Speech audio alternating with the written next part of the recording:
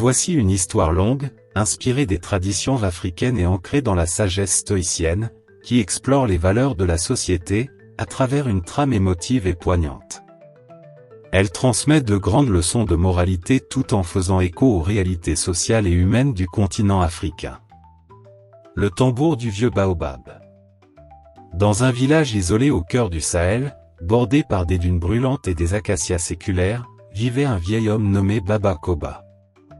Les villageois le respectaient profondément, car il était le gardien des tambours sacrés, des instruments de bois anciens qu'on disait bénis par les ancêtres. Baba Koba avait vu passer les générations, les sécheresses, les guerres et les réconciliations. Il parlait peu, mais lorsqu'il parlait, le silence tombait comme une pluie rare sur la terre craquelée. Le village s'appelait Ténérékoro, ce qui signifie en langue tamashek, la sagesse du désert. La vie y était dure, mais structurée autour de valeurs solides, respect des anciens, solidarité, sens du sacrifice et vérité. Un jour, arriva un jeune homme du nom de Youssouf, revenu de la ville après des années d'études. Il portait des vêtements élégants, parlait un français poli et citait les philosophes européens. Il parlait de démocratie, de droit, de liberté, mais son regard fuyait celui des anciens, et ses mots étaient pleins de mépris voilé. Les jeunes du village, fascinés par ses manières et ses histoires de la ville, commencèrent à se détourner des conseils de leurs aînés. Youssouf prétendait vouloir moderniser le village. Il disait: il faut brûler les vieux tambours, symbole d'une Afrique figée. Il faut éteindre les veillées et allumer les écrans. Mais Baba Koba, assis sous le grand baobab du centre, secoua la tête. Quand on oublie d'où l'on vient, on se perd, même sur la route la plus droite. Youssouf riait. Tu as peur du progrès, vieux père. Mais moi, je vais faire entrer ce village dans le XXIe siècle.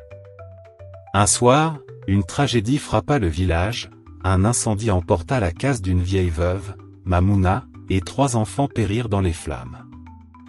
Les villageois, désemparés, ne savaient à qui demander des comptes. Youssouf accusa les anciens d'avoir laissé les cases être faites de paille sèche. Ce sont vos traditions dépassées qui tuent nos enfants. Mais un jeune garçon du nom de Moussa, fils adoptif de Baba Koba, prit la parole. C'est toi qui as interdit qu'on fasse les veillées de surveillance la nuit, sous prétexte que c'était archaïque. Autrefois, les anciens veillaient tous les soirs, et rien ne brûlait sans qu'un œil ne s'en aperçoive. Le silence tomba sur la place du village. Quelques jours plus tard, un autre drame survint.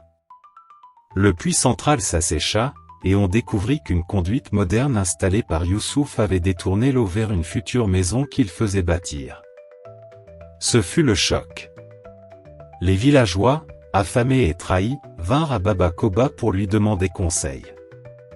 Il leur dit simplement: un arbre ne pousse pas en oubliant ses racines.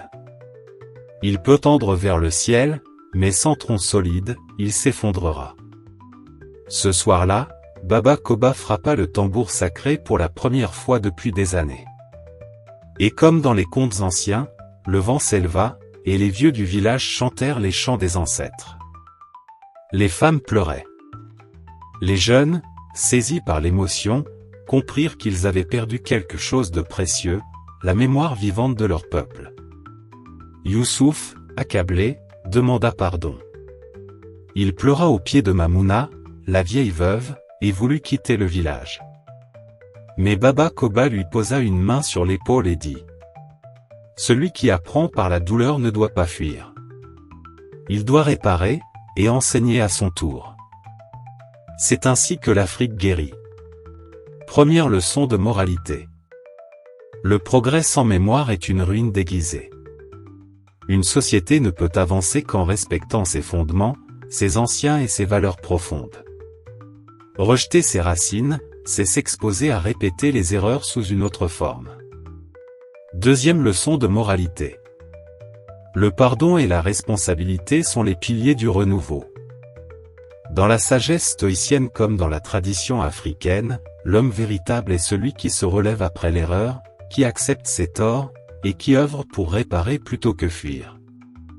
Depuis ce jour, à Ténérékoro, chaque fois qu'un jeune revient de la ville, on l'invite à s'asseoir sous le baobab. On lui offre de frapper le tambour sacré. Et avant de parler, il doit écouter l'histoire de Youssouf et du tambour du vieux Baba Koba. Si cette vidéo vous a plu, n'oubliez pas de mettre un pouce bleu, de vous abonner et d'activer la cloche pour ne rien manquer des prochaines vidéos.